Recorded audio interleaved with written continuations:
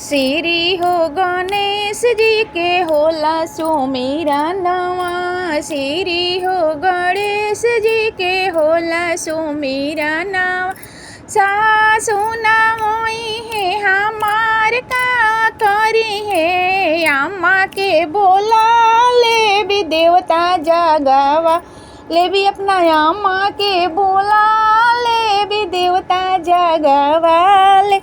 श्री हो गणेश जी के होला सुमिरनवा।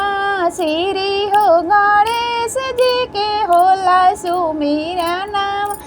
गोतिन नावई है तो हमार का करी है। गोतिन नावई है हमार का करी है। अपना भाभी के बोला ले भी मेवा बनावा। ले भी अपना भाभी के बोला ले भी मेवा बनावा।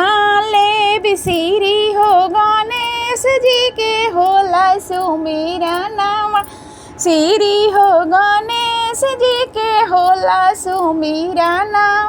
ननद नावई है हमार का करी है। ननद नावई है तो हम का करी है। अपना बहन के बोला ले बिया खाया जावा। ले भी अपना बहिनी के बोला ले बिया खिया जावा।